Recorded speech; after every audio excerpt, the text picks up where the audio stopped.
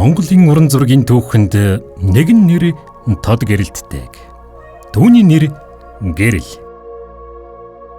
Уран бүтээлийн өвөрмөц шийдэл, хурц тод байдал, сэтгэлгээний цар хүрээн одоо болтол гэрэлтэж байна.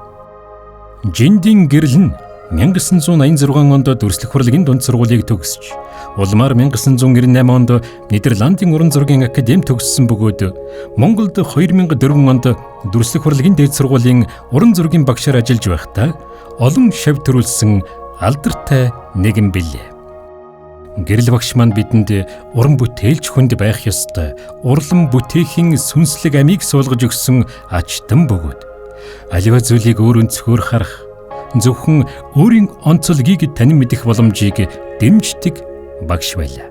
Тэг яг л нөө бусдын төлөө бөгөөд яг өөрийнхоороо үнж амьдарч чадсан хүн баг. Тэг яг л өөрийнхоороо сайхан сэтгэлтэй нэг юм одоо сайн багшаас гадна сайн уран бүтээлч байсан тийм ээ.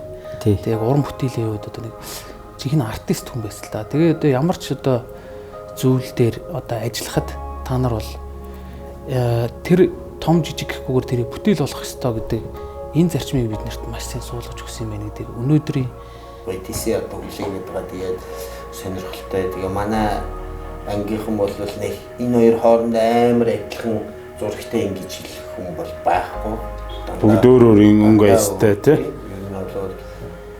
Өөр өөрийн юутай тэгээд бид нар бас чадах чинь нэгээрээ гоё зохион байгуул өсөж чинь тэгээд нэг юм дээр нэгдэж чадчих واخ. Тийм. Одоо биднийг нэгтгэж өгж байгаа гол юм бол багш маань байхгүй тий.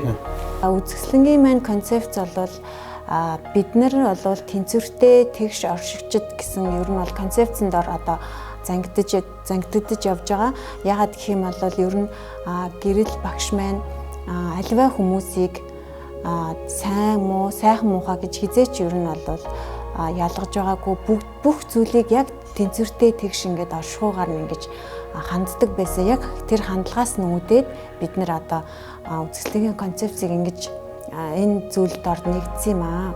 Одоогийн нийгэмд одоо аливаа зүйлийг яг өнгөөр дүгндэг, аливаа зүйлийг одоо хүмүүсийг дээр доор гэж дүгндэг. Одоо тэр хандлага бол маш их байгаа шүү дээ. Гэтэл бид нар бол яг үзэсгэлэнгээрээ хорвоо дэлхийн тэнцвэртэй оршихуй, хүний нийгмийн яг тэнцвэртэй байдал тэгш оршихуйг одоо бид нар бас тунхагласнараа үзэсгэлэнгийн мэн одоо бас онцлог оршиж байгаамаа.